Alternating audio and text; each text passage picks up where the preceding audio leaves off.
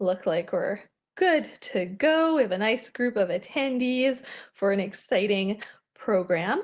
So welcome everyone to today's Ask an Expert session with Fiona Beaty. This is a wonderful collaboration between our education team and our research team to do some storytelling with all of you, to share what is going on right now in OceanWise while we're all making it through day to day during these changing times. Everyone's very busy and has lots to share, so we wanted to kind of open the door to all of you. And so welcome everyone, and it looks like we have a great group that has found that chat function, which is how we'd love to connect with you today. So again, in the chat, if you just want to make sure that you're selecting host, myself, Danica, and presenter Fiona for any of your comments, and that way we can both see them coming in. And then if you have any questions for today's program, feel free to put those in the Q&A below, but I'll also be checking the chat for anything that might come up. So to open our program today, I would like to share how grateful I am to have the opportunity to teach, learn, and live on the traditional territory of the Musqueam, Squamish, and Tsleil-Waututh nations. They have a time-honored tradition of using observation and storytelling in the work that they do. And we at Education and Research are so happy to be able to incorporate that in the programs that we deliver and to be constantly learning from and with them in everything we do. So that's always a wonderful way to start our programs, as we all get to learn together today. Now, I think we're all ready to introduce Fiona. So I see that Fiona's on mute, and we don't yet have a video feed for Fiona, but we can get her connected so that she can say hello to all of you. Perfect. We see you, Fiona. That's wonderful. Hello. We hear you. Excellent. All right, so I'll put myself on mute so the screen will stay nice and focused on you. I'll switch you over to our presenter mode and we'll let you take the floor. Thank you so much for being here with us today. My pleasure. Yeah, thank you for having me. And I'm really excited to get to speak with this group about a place that's very near and dear to my heart, and to share some of the things that I've learned about this region over the past few years. So as Danica mentioned, this is definitely a storytelling session, and I am definitely not an expert. More than anything, I'm just somebody who loves to learn and who feels very connected to this beautiful region that I'm going to share some information about with you, Howe Sound at Ketsim. So I'm just going to share my screen now so that you can see this beautiful region, and then you can see my PowerPoint slide. Oh, wait. Let's go into, there we go.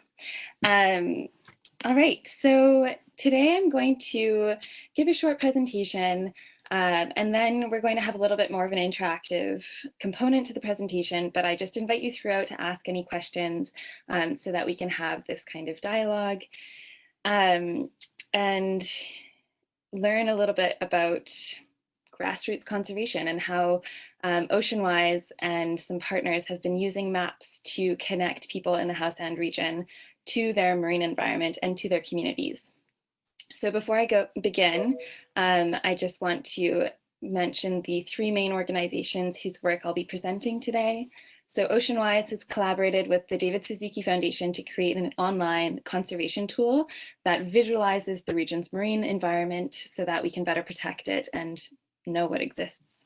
And then Tides Canada is leading an initiative to build upon that marine research and to bring in some more of the social and economic values so that we can create decision support tools. So I'll be kind of talking through both of those things.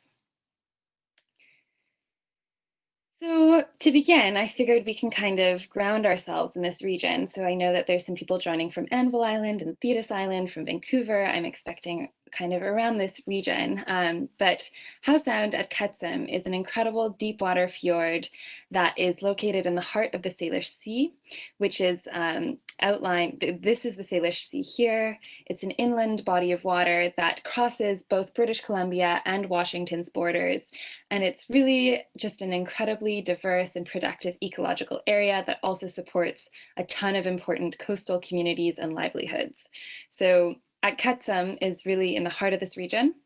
And that's this area outlined in red. We have Vancouver here and Seattle here. So I hope that kind of can help to orient you all. At Ketsim, what does that mean? That is one of the 3 Squamish Nation place names for this body of water. And traditionally, the Squamish Nation, before all of our roads were constructed, the Squamish Nation used at Ketsim as their main transportation link between their villages, which extend throughout their territory, which is kind of broadly in this region that I'm going over with my mouse. So at Ketsim means in their language, traveling from Squamish out through the body of water to the street. And they have another place name that means when they travel back up to Squamish, and another name for the body of water that's kind of on the western side of the sound. So I feel very grateful over the past few years to have gotten to learn from the Squamish Nation. And I think it's really important, especially when we're doing place-based research and place-based conservation, to ensure that we're connecting and we're building partnerships with our Indigenous communities in whose territories we're working and living, as Danica mentioned. So I figured I'd share a lesson that I learned last year from one of the Squamish Nation youth that I work with. We were participating in a workshop together about marine stewardship and about Indigenous-led stewardship, about a Guardian Watchman program. And he said a really striking thing to me. He said, you know, in Western scientific or settler language, we often refer to the forests and the fish and the ecosystems around us as resources. But in the Squamish Nation culture, these things are life. They're family.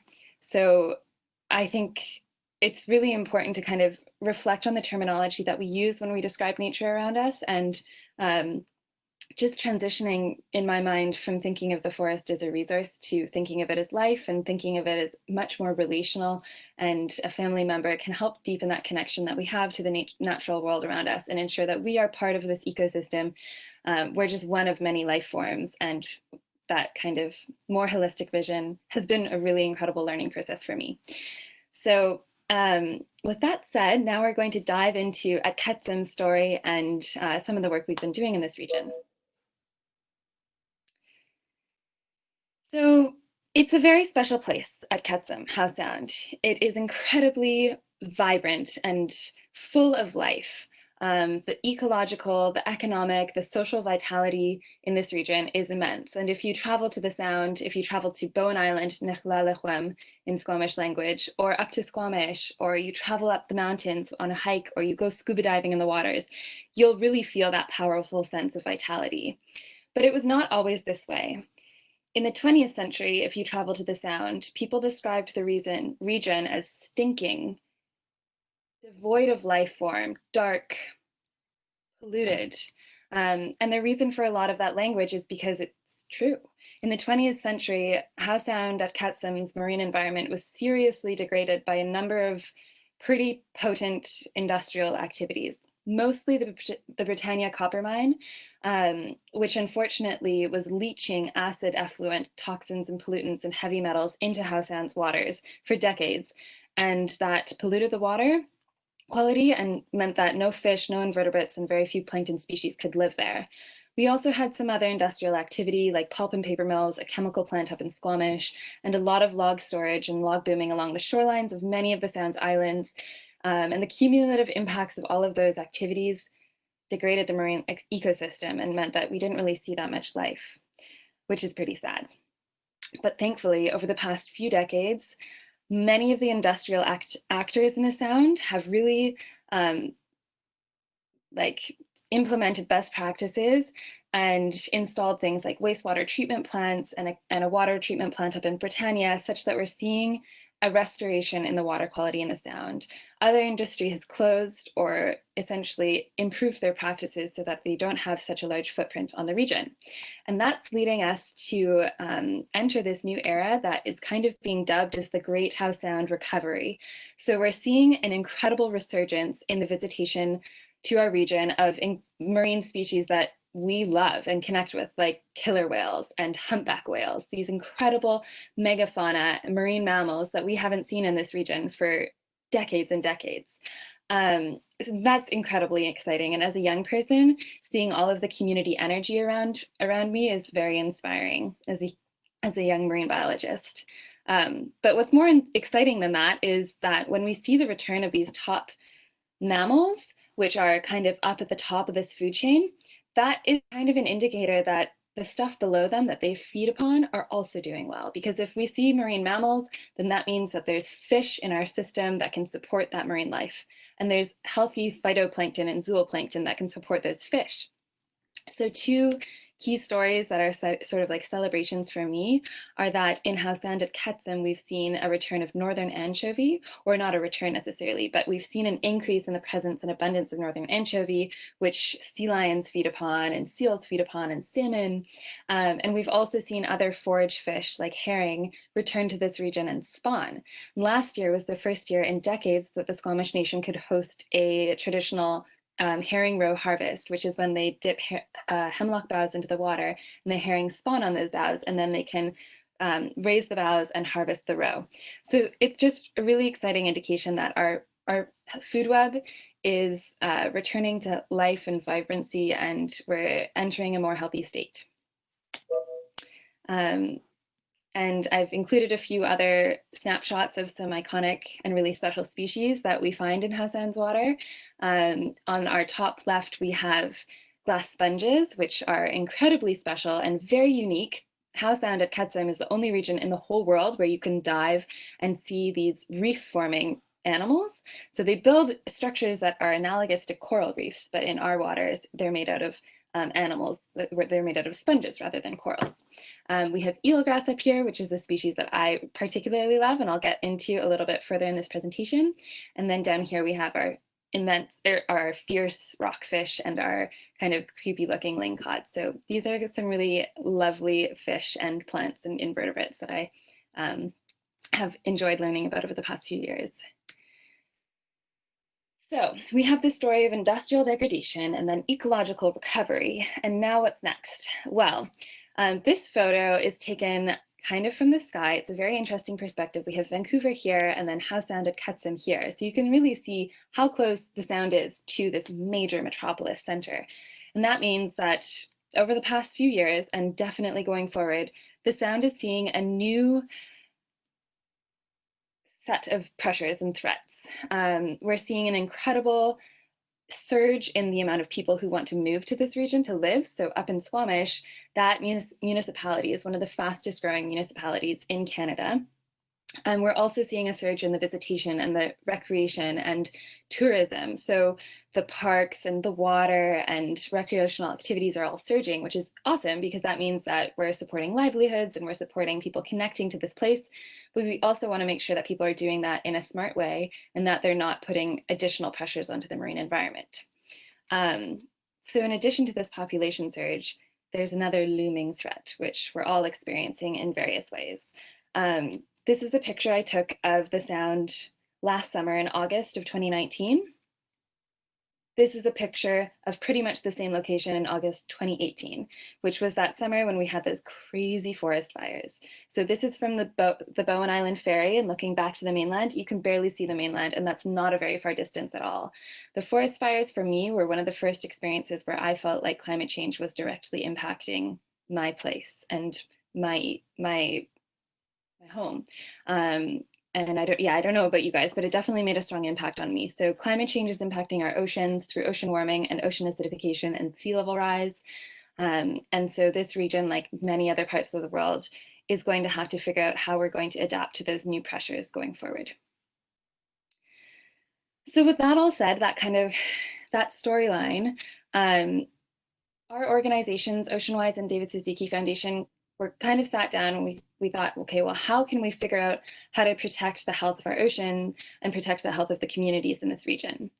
And one of the ideas that we settled on was to use maps as a way to connect people to the ocean, because for a lot of people, we see marine mammals because they're on the surface, and we see, if you're a diver, you get to go underwater. But if you're not a diver, you don't get to go underwater. And so you often can kind of have this phenomenon happen where out of sight is out of mind. You don't know what's happening below the surface. And so you don't really register changes, and maybe you don't even care about it. So we wanted to use maps as a way to connect people with that marine realm. And here's a map of the bathymetry, so the kind of seafloor of the sound. And you can see kind of this really interesting morphological feature here, which is a result of the glaciers that formed the sound. And then when they retreated, they left a deposit of rocks around. Here's Anvil Island and here's Porteau Park. So this part of the sound is really shallow. And then over here, it's incredibly deep. So there's all of these underwater features that we wouldn't know about when we just look at the flat surface. So at this point in the presentation, I'm going to kind of walk us through one marine species that I really love, eelgrass, and then we're going to journey over to this online map that I just mentioned and kind of dig into the different layers. I'm just going to quickly check the chat to see if there's any questions.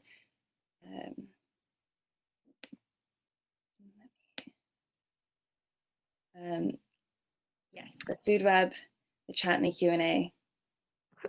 We did have a question come through asking if Pacific white-sided dolphins had ever been spotted in the region. Yeah, they have. Actually, they were the first species that we saw. I think it was in 2011. And they are kind of the icon that residents of the Sound associate with as being one of the first marine mammals to return to the region after this era of no marine mammal visitation. So we do see Pacific white-sided dolphins, harbor porpoises, transient killer whales, humpback whales. I think a few minke whales have been seen. So it's a pretty diverse array of the marine mammals. All right, so eelgrass. Why is this species so important, and why do we care about it? Well, it's a foundation species, so it forms these incredible underwater meadows that a whole host of invertebrates and fish and bird species use for either food. They forage on the epiphytes that grow on eelgrass blades, or they eat the invertebrates that are eating those, or they take refuge. So salmon will swim through eelgrass meadows and hide there from the seal predators. Eelgrass are also really important in a climate change perspective. So I was mentioning that the oceans are experiencing ocean acidification, which is when atmospheric CO2 dissolves into the water. Because eelgrass is a plant and it photosynthesizes, it takes up that CO2, spits out oxygen, and eelgrass can store that CO2 in its sediments because it has a root system. So it's a really important plant. We call that blue carbon when you're storing atmospheric carbon into the sediments. And seagrasses are responsible for around 10% of oceanic carbon sequestration, which is quite significant. So we have the climate change value, the biodiversity value, and then they can protect our shorelines from erosion because they're trapping sediment. So collectively, these plants it has been estimated that they provide $87,000 per year per hectare in the Salish Sea, in our local waters. So really important. They're also quite vulnerable. They grow in the nearshore waters. So here we have an image of an eelgrass meadow that has been kind of eaten away at by boat moorings, because when you anchor a mooring and you have that anchor and the chain scours the seafloor when it rubs around as the tide goes up and down, and it kind of eats away the area where eelgrass would otherwise grow. So all of these little light spots are halos where there's no eelgrass, and you can see they're associated with where the boats are moored, the white triangles kind of, and then the dark spots are where the eelgrass meadow is continuous. So this is an example of how we can be smart and we can innovate and design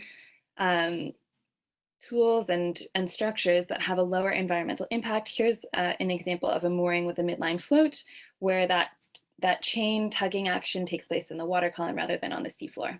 And you can better support marine life while still being able to moor. So in the sound, I'm going to show us the distribution of eelgrass on our online map. But we've also been able to use this map in restoration. And so last summer, we started doing eelgrass restoration around Bowen Island, Nichlalachuam, and we have done it on Gambier Island and 3 other places in the Sound. So this is a really exciting community engagement initiative that is happening in the region. Okay, long overdue. We're going to journey now over to that online map. So I invite you all to explore with me. You can find this map at www.howesoundconservation.ca. So I'm going to click that link now, and we're going to float over to the internet. I think the connection at this point in the presentation may be a little bit slow. So I'm just going to kind of walk us through things like really superficially rather than doing a deep dive into this web tool. But as I said, I invite you guys to explore, and please do. And you can always reach out to me if you have questions about how to use this map.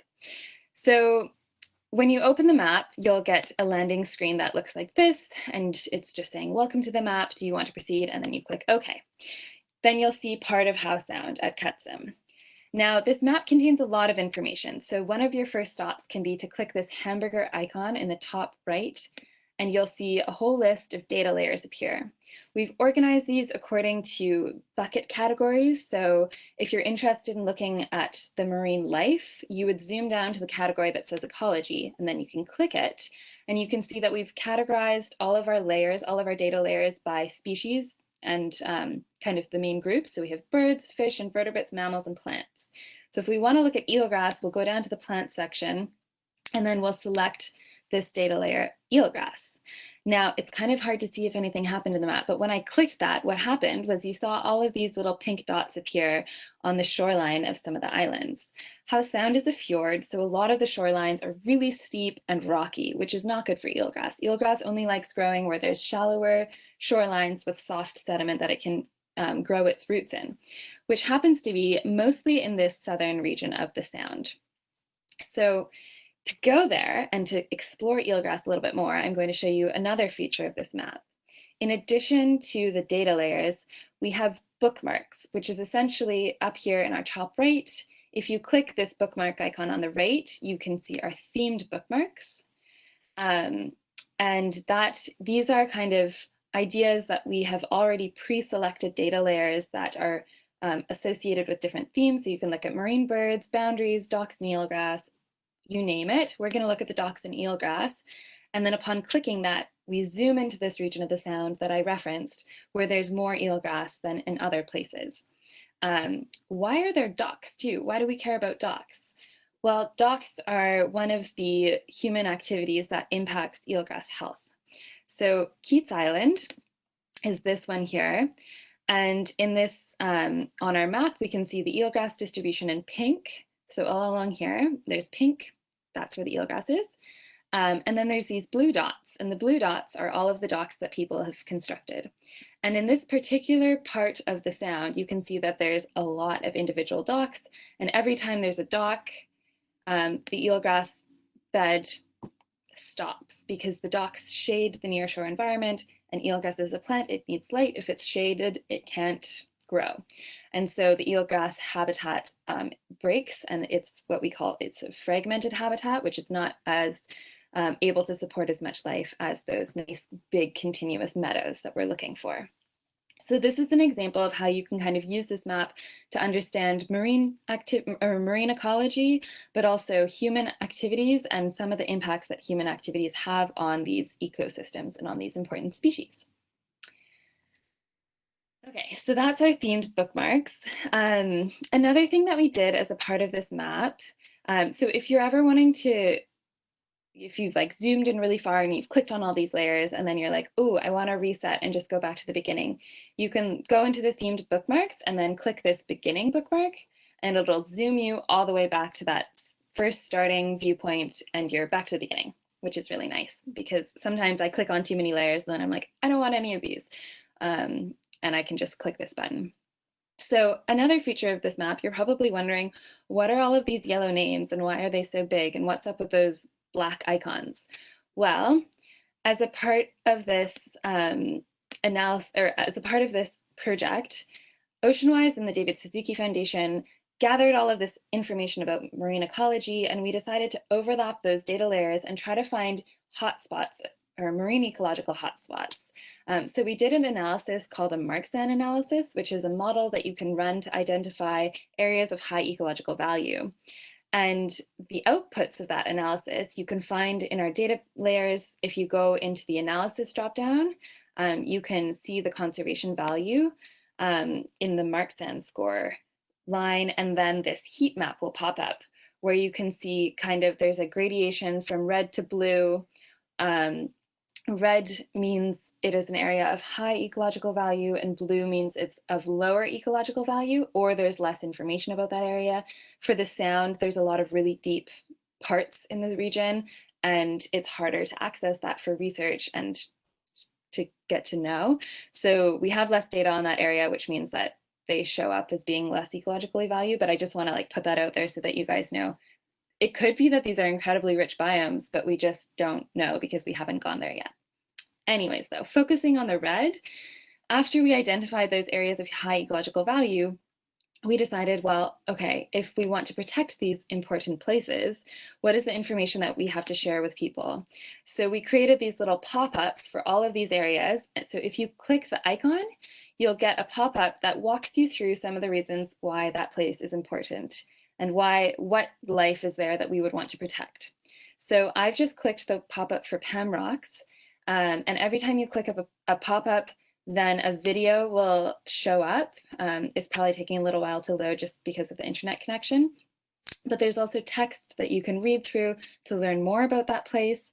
And then we have information about the existing protections for that area, what those protections mean, links to resources to find more about those protections, and then a little bit of information about what you can do as somebody who's visiting the Sound or lives in the Sound. What can you do to help protect these places? So this was our attempt to kind of use this tool, use these maps as a way to share information, but also catalyze conservation and catalyze ground, grassroots, community-led conservation. Because most likely the people who use this tool are going to be people who live or are visiting this region and just want to learn more about their beach, or about where salmon swim in this area, or where eelgrass is. So I would love to hear your feedback on how useful you think this tool is and whether there's any improvements that we can make to make it more user-friendly. One last layer that I'm going to show you before going back to the PowerPoint presentation is the marine mammals. So another program that OceanWise Research has been operating for the past several years is what's called the Cetacean Sighting Network. And this is a really cool program where whenever you see a marine mammal out on the water, you can take a photo of it and record your observation on an app. I think it's called the Whale Sightings. We'll send a link in the chat, but if you Google BC Cetacean Sightings Network, what they do is they take all of those observations and they put it into a database, wildwhales.org. Yes, okay. They put it into a database, and it means that we have a really neat understanding of the places that marine mammals swim to, when they go where, which species are in which places of our coast. Oh yes, the Whale Report app. That's what you can download onto your phone. And so we've imported the whale observations for Howe Sound into this map so that you can see all of the different mammals and all of the different species. So here we have a link. We have Dall's porpoise, false killer whale, gray whale, harbor porpoise, humpback whale, killer whale, minke whale, Pacific white-sided dolphin, and then unidentified. So pictures where we weren't quite sure which animal it was. But that's a ton of species that we've been seeing in the past few years. What's also interesting about this database is that almost all of the data points cluster in the southern region of the Sound. And why might that be? Well, if we look at, if we think a little bit about it, this is a citizen science database, meaning that we're relying on the general public to help take these observations. And where do people go? If we open the human use section and then we go to shipping, and then we go to vessel density, this is this shows the boat traffic in this region, and you can really see that the majority of the boat traffic is in this southern region of the Sound. So this is the ferry route that goes to Langdale. This red line is the ferry route that goes to Bowen, and this one goes to Nanaimo. And then we have some commercial and industrial routes up to Port Mellon, which is where the current pulp and paper mill is, and some terminal or some traffic that goes up to Squamish terminals. So most people are traveling on boats in the southern region of the Sound, and that's where they're going to run into these marine mammals more frequently. But it's still a really cool database, and I love that we can put it on our map and just show how many amazing marine mammals are visiting this region.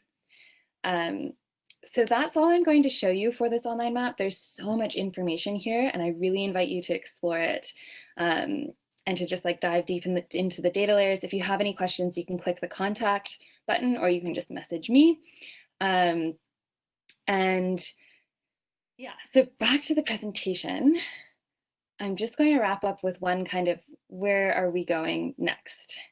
So the current map has a ton of information about marine ecosystems and some human use data, but we're missing a lot of important information that we need if we want to inform decision making about this region and planning and community development plans.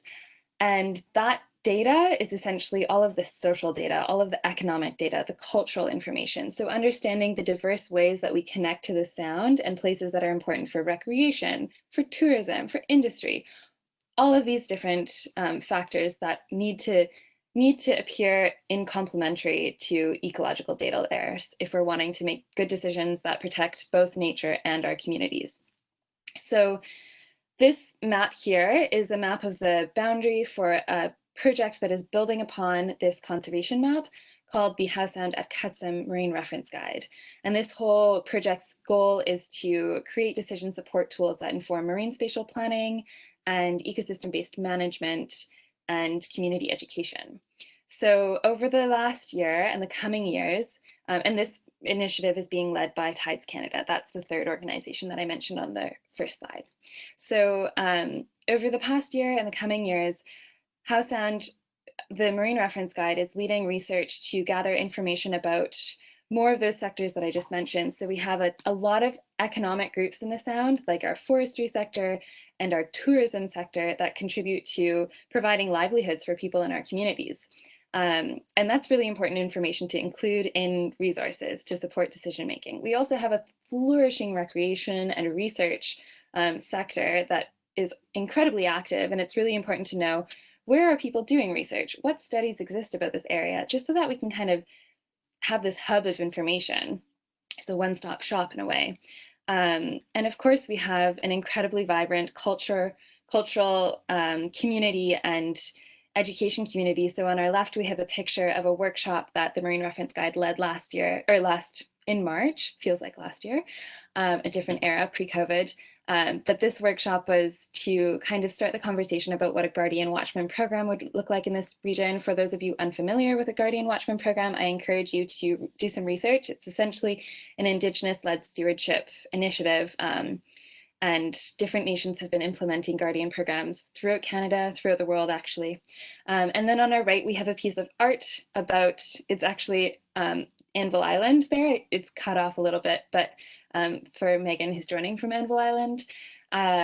So we have a ton of art, education, culture, and social values that we need to learn about, document, and input into this map so that we have that more holistic and balanced visualization of this diverse and incredible region at Cutsum. So that's kind of the end of my presentation. This work has involved contributions and support from an immense array of communities, individuals, organizations, governments, local governments, Indigenous governments, and federal governments. And I just want to pop up the slide. It's a little bit overwhelming to look at, but just to show that like this is a community effort, and creating this information is about bringing together local, traditional, and Western ecological knowledge and social and economic data. So it's not just about the one organization, it's really about everybody coming together and building trust and building collaboration so that we can protect our nature and protect our communities. So with that, I really appreciate getting to share this information with you all, and I'm happy to kind of close now. I'll stop sharing my screen and then we can go back to kind of talking through if you have any questions about the map or about this region. Thank you so much, Fiona. I'm so excited to explore that map even further. You showed different pieces of it that I didn't know existed.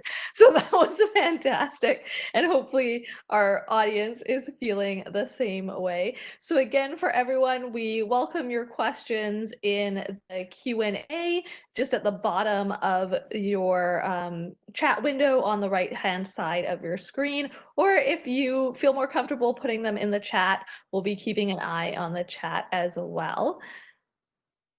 And we did have one question from Catherine about, are you familiar with the eelgrass restoration project off of Maplewood Flats with the Wild Birds Trust?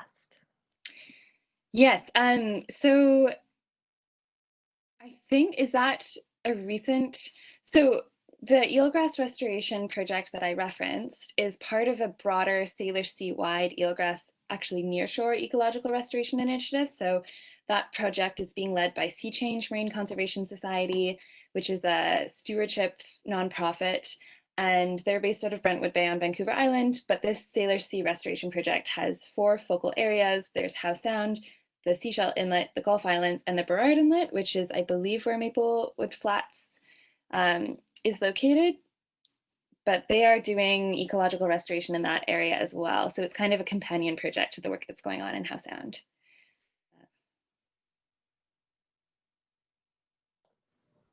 Awesome.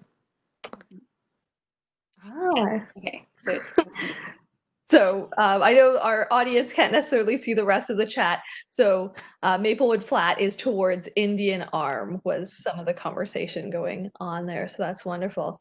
I also am really interested to kind of dive into this question from Penelope as well, was that are First Nations people still living in Howe Sound? And I can definitely say yes, but Fiona, maybe you can tell us a little bit more. Yeah, absolutely. So as I mentioned, the Howe Sound at Cutsum is within the Squamish Nation's territory, and they have a large community both on the North Shore in Vancouver and up in the Squamish Valley. And they have reserves throughout the Sound and important places. The whole region is important, really. But other nations whose territory extends into the region are the Tsleil-Waututh Nation. If you look on their website, their territorial boundary also includes a consultation boundary, which includes the Sound. The Musqueam Nation, their fishing grounds are in the southern region of the Sound, and then up kind of more on the terrestrial side of the Sound, there's the Lilwat Nation in the north, and then to the west we have the Seashell Nation. And the Seashell Nation and Squamish Nation's boundary is drawn at Roberts Creek, if you're familiar with the waterways there. So there's a lot of overlapping Indigenous territories, and there's absolutely very active Indigenous communities in this region.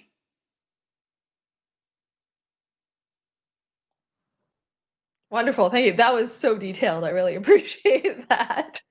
So that was fantastic. So again, really opening it up to our audience. Feel free to put in questions into the Q&A or into the chat, or even just share what your exploration of the map has been, or maybe this is your first time exploring it. We love to know what your experience with that is. One of the questions that I always love to ask is, Fiona, how did you get into this line of work? That's a good question. Yeah, I feel like normally when I talk about the Sound, I give a little bit of a preamble on like who I am. So I am a marine biologist. I'm currently a PhD candidate at UBC in their zoology department, where I'm studying how climate change is impacting our coastal ecosystems and our communities. So kind of aligned with the Howe Sound research, but extending throughout the coast. But I grew up in Vancouver, and I spent all of the summers of my childhood on Bowen Island, Nehlalachwem, which is why I feel so connected to this region. Growing up on the shorelines and being able to interact with nature as a kid, like literally is why I'm doing what I'm doing right now. So I have Howe Sound to thank for my direction and my connection to place, and that's why I feel so passionate and so drawn towards doing the work that I'm doing right now to protect this region and to just build our community capacity. So yeah, essentially, I guess like when I was little, I was mostly connected to the nature. And then when I started working in Oceanwise Research in their Howe Sound and research group, um, I began to learn about and meet Howe Sound's community and the people, and that just blew me away. I like was instantly very engrossed in getting to know who is who and what's going on and all of the amazing work that's happening. So it was a cool transition. I also see there was a comment there about questioning or a question about where to find the Howe Sound food web diagram. So that's an incredible connection to another program within Oceanwise Research, which is the Ocean Watch report series. If you Google www.oceanwatch.ca, you can see that in 2017, they released a report about Howe Sound. And that report catalyzed a lot of the work that I'm doing now. So essentially that report pulled together information about a really diverse array of ecological and social indicators. So by indicators, I mean species and habitats, anything that we can look at and track the health to understand if it's doing okay or if it's of concern and we need to do something to protect it. So it was pretty fundamental in this region, and it catalyzed a lot of interest from both the community, but also the local governments and decision makers. And they came together to kind of talk about, okay, well, what can we do to protect this place and to protect the marine life? And the Marine Reference Guide was one of the things that they decided to do. So that project came from the Ocean Watch report, and they're all related, and they're all helping us move to a place where we can better protect this region. Nice. We also had a question come into the Q&A. Have there been any conservation outcomes since the initiation of the map? That's such a great question.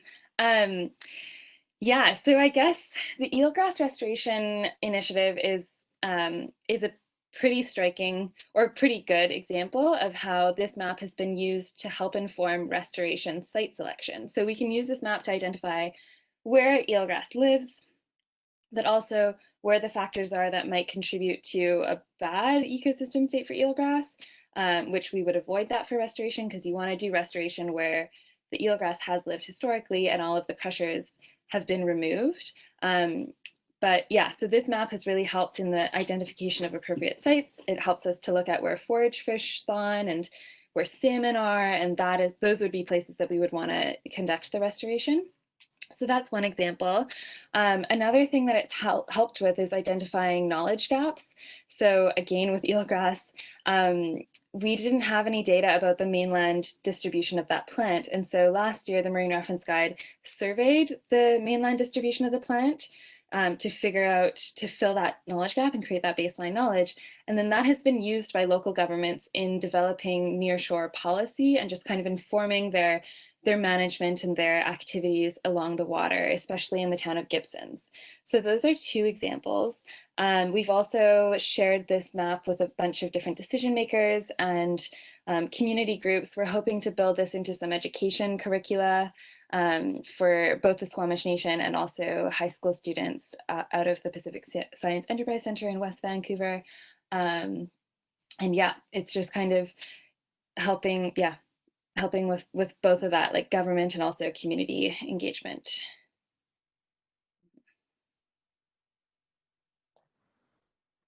Wonderful. Yeah, I definitely thought looking at some of those extra layers in the map coming from being a former classroom high school teacher, I was just like, this is incredible. So our Oceanwise Education Twitter account is definitely going to be tweeting some of those resources out to our teachers. It's great to see them. Yeah, there's so much information about the sound out there. The Howe Sound Marine Reference Guide website, it's howesoundguide.ca, is kind of going through an update process right now, but we're looking to create a page there that lists all of the resources, like the books and the maps and the tools about the sound that people can kind of go to again as a one-stop shop.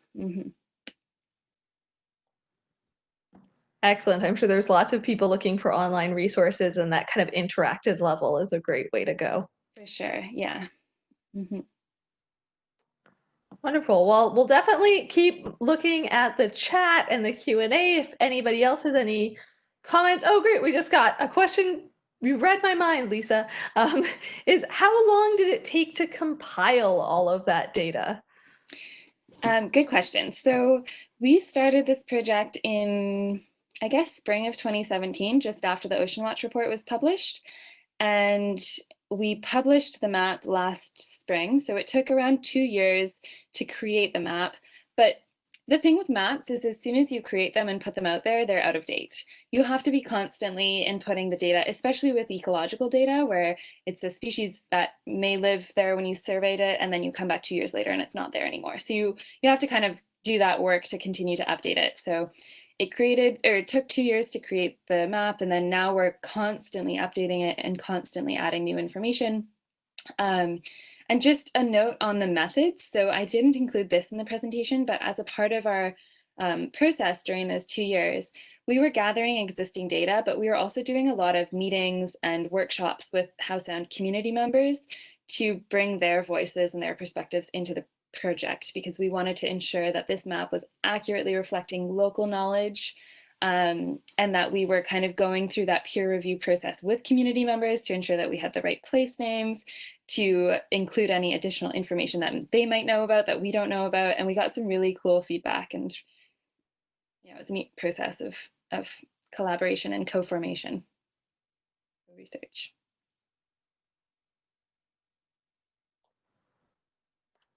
Awesome. And I know that we're almost getting to the end of our session today. Time certainly flies by. We have a couple more questions coming in. So how can people help with data updates? Is there anything that they can do?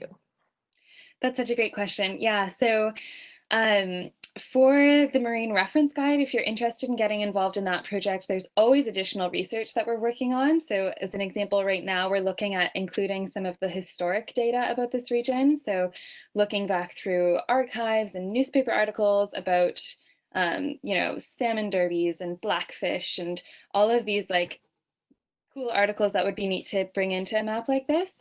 And then there's always like the citizen scientists who are doing work. Those surveys and those projects are really valuable to put in here in terms of like if you're a diver and you see species, you can give that observation to Oceanwise Research's citizen science database there, and then we can put that into the map. I know that there's the reef monitoring program. And then I'd say like the best thing that you can do is use this map, like dive into it. And if you're a community member and you live on Bowen, like look at your local environment, figure out what's there, and then talk to people about it and share that information with your network. Because the more people who know about the biodiversity in our local waters, the more we'll be able to actually protect these going forward. And if you notice anything in the map that's inaccurate or that you think is unclear, please let us know. That's also a huge help because we want to make sure that this map is as effective as possible. Wonderful. Yes, that's always the key piece, to use it, use it, use it. So we hope that everyone joining us today can help spread the word, can help get this map into more people's hands, on more people's computers. We'd love to see it used that way. And so again, as Fiona said, if you do find anything or if you have any questions, to send in messages and let us know what's going on is really important. And there are so many great citizen science initiatives going on right now with both the wild whales and the Whale Report app, whether it's going out, if you have some time to get out onto a beach and do a shoreline cleanup and enter your data that way. There's just so many great ways to get involved. As we said, if you're a scuba diver, you can report your findings into various data banks for the Howe Sound research that's going on. And we really, you have so much more eyes on our environment than the number of scientists that do. So we really look forward to our audience and our community members being such a part of this work. So thank you so much, Fiona, and thank you so much to our audience. We definitely appreciated learning so much. And as I said, I learned new elements of that map that I didn't even know was there. So I'm looking forward to diving a little bit deeper into that. And so thank you to everyone. I know a few folks are saying that they're going to start signing off, but we really do always ask that if you enjoyed today's presentation, that you help, again, spread the word, tell your friends, post it on social media. The more that we can hear about what you're enjoying and that you're connecting these programs to your networks, that's what we'd love to see. We do have next week's program coming up at Thursday, 1 p.m. Pacific, so we look forward to hopefully seeing you back. We often get requests for, are these programs going to be available afterwards? And we are working at getting some of the recordings together to put on the Ocean Wise YouTube channel. So you can always check there. It might still be a few days before you see anything pop up, but hopefully we will be able to get these great presentations out for you to enjoy again. And just as we start to wrap up and we give you our biggest thanks for spending your time with us today, we do hope that you stay connected with us in many other ways. And so education has resources at education.ocean.org. We have our weekly live streams on ocean.org/learn online, so you can find out more about our Ask an Expert series that is going to be changing over its name to Tales from the Deep, Insights from Ocean Wise Research. So you might see that coming up as our program name. And then we also are active on Twitter. You can share your experiences with hashtag OceanWiseResearch or tag us or communicate with us at OceanWiseEDU. And as you probably seen and heard in the community, Ocean Wise and the Vancouver Aquarium is staying very active and very busy looking after the animals in our care and doing this great work. So we do love to see your support, whether it's sharing that out to communities so that more people can connect with us and learn about what's going on. But as a nonprofit organization working to protect and restore the world's oceans, we are looking for more support in our community globally to help us do the work that we're doing. So if you are able to make a donation to support us going forward, you can find out more about how to contribute at www.vanaqua.com/SaveVA. Visit ocean.org in order to learn about other donations. Any small amount makes a huge difference. And so we love to see that.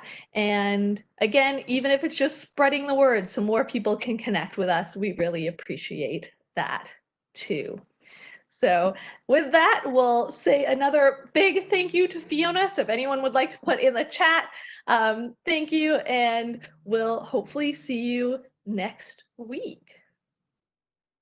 All right, so we'll say goodbye. Thank you, everyone. Thank you for hosting. Bye.